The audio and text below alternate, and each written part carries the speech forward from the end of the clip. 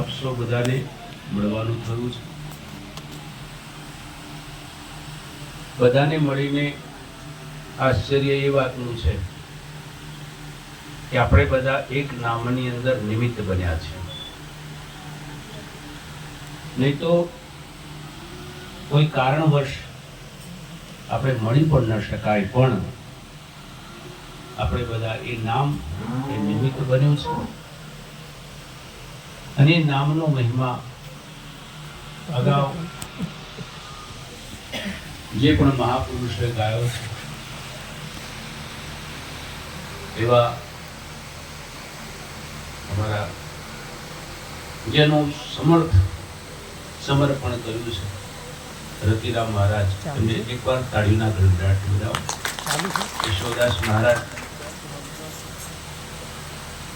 અને મને તો જાણ પણ નથી, પણ ગામની બાગોળે આવ્યો ત્યારે સોનામાં જેમ સુગંધ મળી જતી હોય અને એની સુવાસ આપણને મળે, તો મારી બાજુમાં બેઠેલા વ્યાસપીઠ પર બિરાજમાન જંજીરામ મહારાજને એકવાર તાળીના ગણગડાટ બોલાવ્યો. पाव धरे पावन करे पृथ्वी देश विदेश, पावन उस धरती मेरे संत करे प्रवेश. આપણા ગામની અંદર આજે સંતનું પગલું પડ્યું છે. પગલાઓ એટલે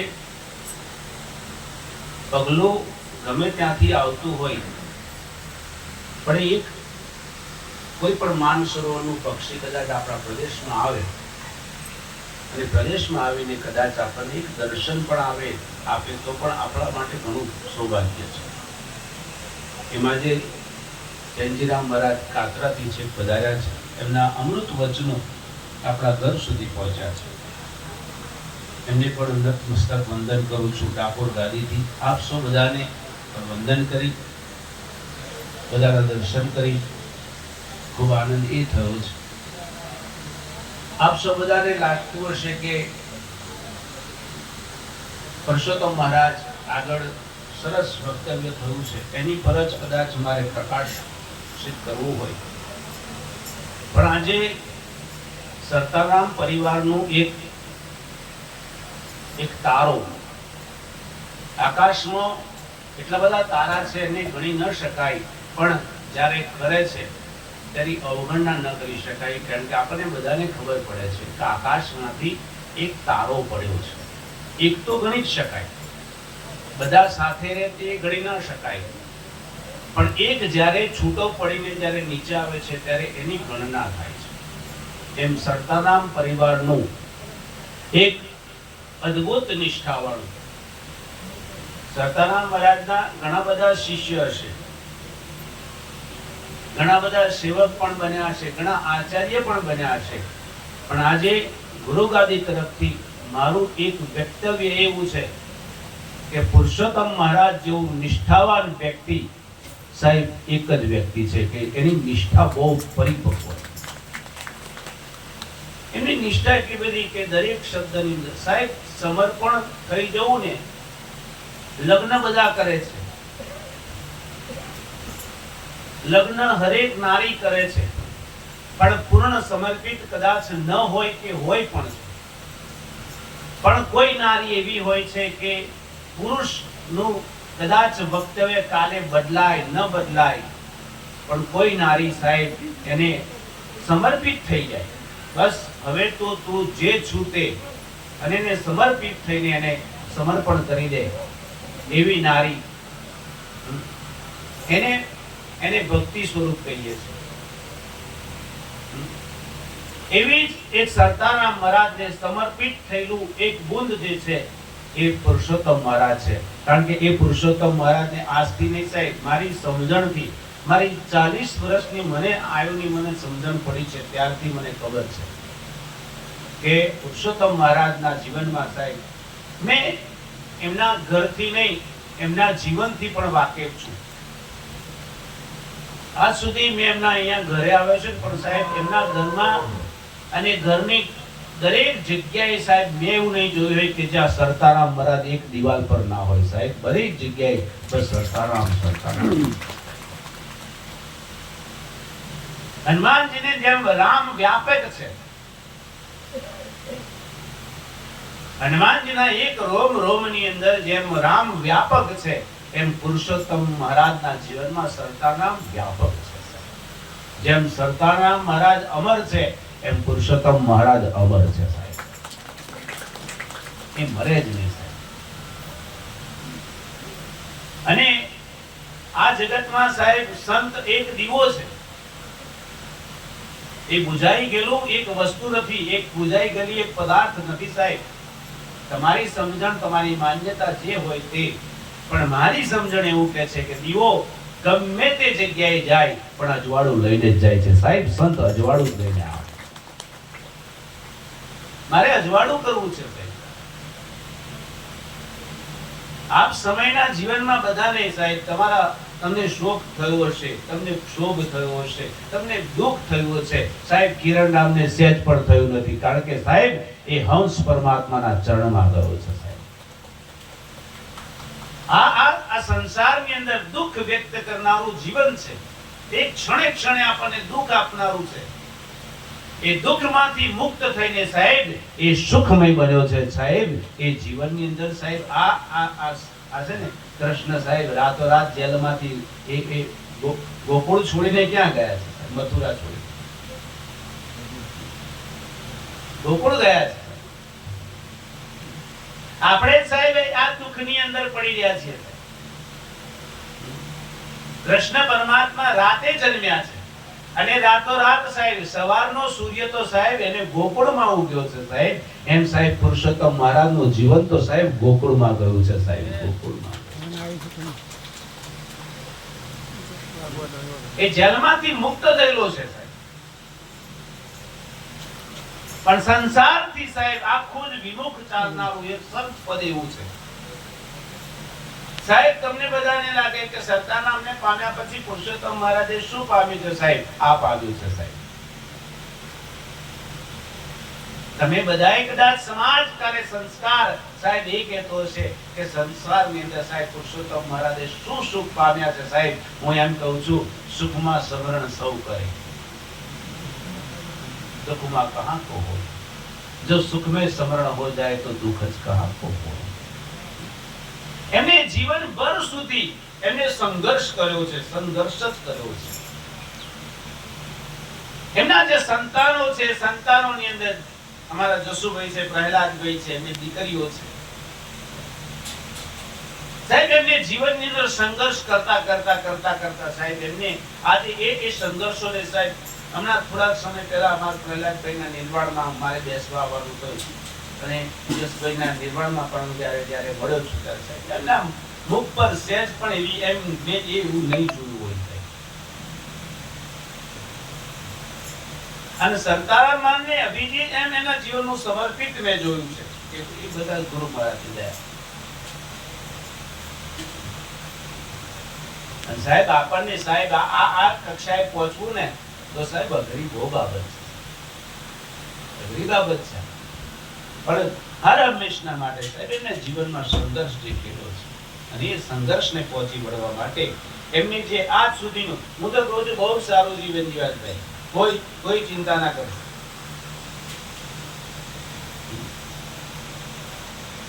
બહુ સરસ જીવન જીવ્યા છે અંત સુધી. પણ મને ખબર છે સાહેબ, મને કઈ કઈ ક્ષણે મનુભાઈ મને ફોન કરતા એવા મહારાજ ક્યાં છો, એટલી એજમાં ગયા છે પણ સાહેબ ગુરુની ચિંતા કરે છે કે ગુરુ મહારાજ તમે બધા મજામાં છો ને સાહેબ, એવું પૂછે. અમને એમ લાગે કે હજુ પણ સત્તાના મહારાજના સંતાનો અમારા કુટુંબી બનીને સાહેબ અમારી પડખે ઉભા છે. સાહેબ અમને ઊંઘ આપી છે, અમે તમને શું આપી છે? અમને સાહેબ ઊંઘ આપી. જીવનમાં બહુ જ ઘણું બધું જોયું છે. બધા તમને ખબર હશે કેદી સાહેબ છૂટવાનો હોય ત્યારે એના પરિવારજનો કેવું લાગે?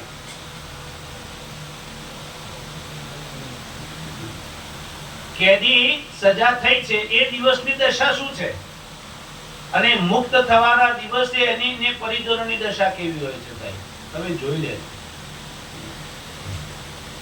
કેદી જ્યારે જેલમાં જાય ત્યારે એના સગાવાલા અને એ પોતે પણ દુખી હોય છે, કારણ કે આપણો એક સ્વજન એ કેદમાં ગયો છે. પણ જે દિવસ આગલા દિવસ સમાચાર મળે કે ભાઈ આવતીકાલે તારે પોતાના ઘેર છૂટું થવાનું છે, જવાનું છે, અને એ દિવસ સાહેબ એના કુટુંબીજનોને કેવું લાગે? આનંદ થાય કે ના થાય? સત્તારામ મહારાજ એટલે કહ્યું છે, અરે હંસા તું તારું ઘર સંભાળ રે, તું અગમનો છે વાસી, આ તો વિદેશ છે સંસાર રે, તું પંખી છે પરદેશી, માન સરોવરનો વાસી રે હંસા, મોતીનો ચારો ચરણા, સુખે કરી લેને સંત સમાગમ, હરદમ રટ ટંકશાળ રે હંસા, તું તારું ઘર સંભાળ રે, તું અગમનો છે. આપણે સાહેબ અહીંના કાયમના નથી હો.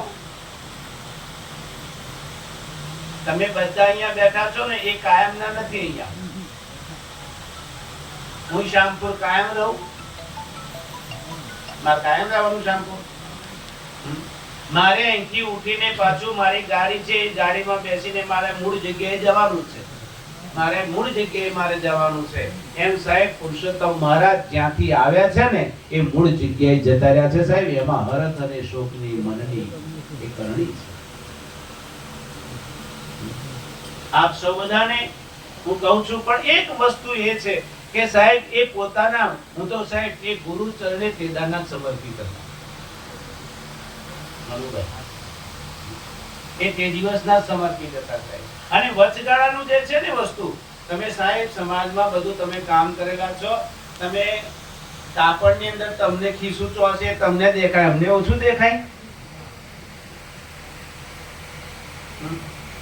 તમે દરજી કામ કરો છો તો અમને બતાવો તમે કે ખીસું એકન જગ્યાએ છે એમ ના.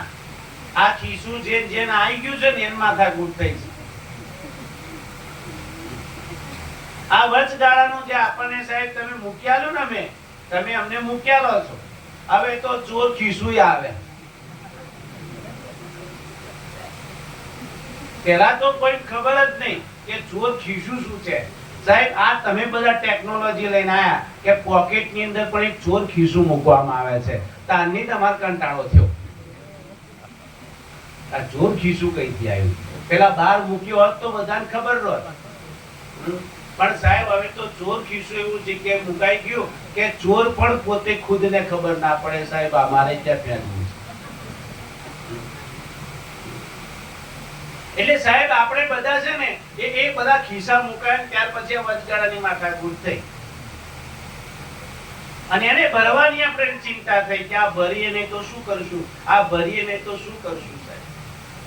એને આપણને આ તકલીફો ઊભી થઈ છે. એમ જન્મ જે દેહ ધારણ કર્યો છે, આપણે બધાએ સરસ મહારાજે વાત કરી કે આ બધું ધારણ કરેલું છે. આપણે રામે ધનુષ ધારણ કર્યું એટલે પકડવું પડ્યું. ને તે લોકોને લબડાઈ હોત તો રામ ધારણ કરો. પણ એમને ધનુષ ધારણ કર્યું, કૃષ્ણએ મોરલી ધારણ કરી એટલે પકડવી જ પડી. એને સીધી ના વાગે સાહેબ, એને પકડવું જ પડે. એમ સાહેબ પુરુષોત્તમ મહારાજની આ મોરલી છે ને સાહેબ, આ વાગી છે એટલે વાગી છે ને બધા જગતને ખબર પડી છે. ને પકડી અને પકડી એટલે વાગી.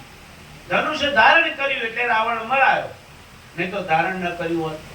એમ સાહેબ આ જગતમાં જે જીવ દેહને ધારણ કરે છે એને સાહેબ પકડવો જ પડે છે. અને પકડીને સાહેબ આ માયાનું સર્જન કર્યું છે. અને માયા જેનું સર્જન થાય એનું વિસર્જન એક દાડો થાય ને સાહેબ. પુરુષોત્તમ મહારાજે સમાજની અંદર અને સંસ્કારોની સાહેબ કમી નથી મૂકી. બધાની પાછળ એમને પરિશ્રમ બહુ જ કર્યો છે. દીકરીઓ પાછળ, જમાયો પાછળ, એમને બધાની પાછળ સાહેબ આ પરિવારજનોની પાછળ એમને બહુ સમય કાઢ્યો છે. બહુ સખત સમય લીધો.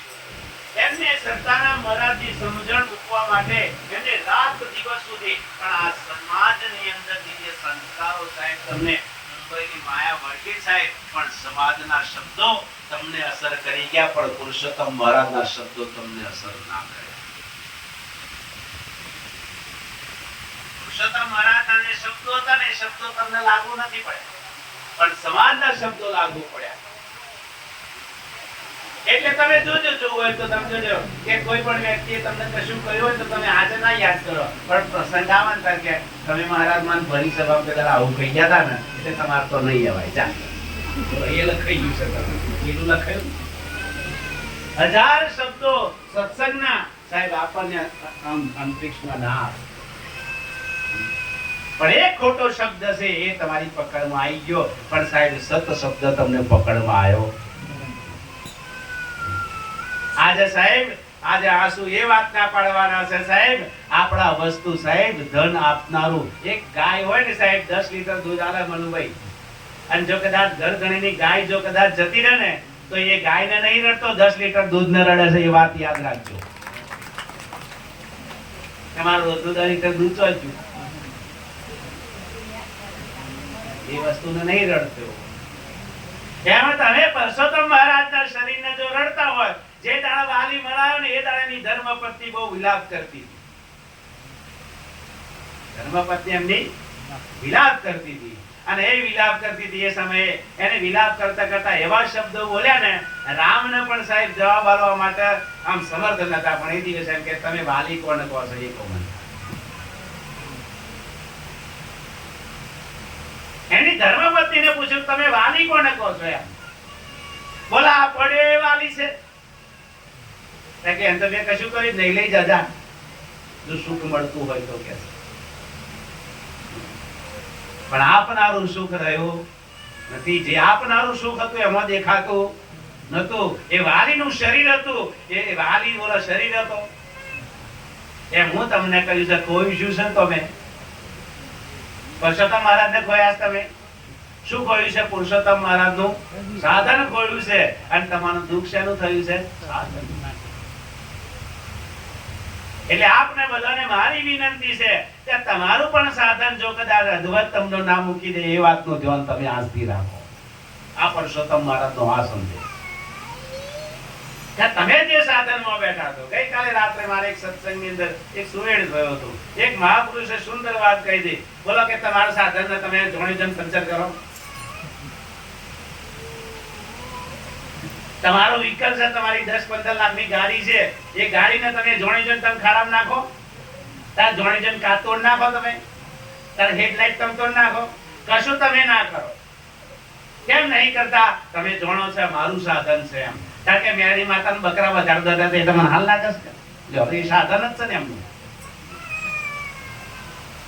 એમ તમે પણ વિચારો કે આ પણ સાધન એ ઈશ્વરનું સાધન છે, અને ઈશ્વરના સાધનને સમજીને તમે એનો બરોબર એનો વિજોડ કાઢો કે ભાઈ આ પણ સાધન છે.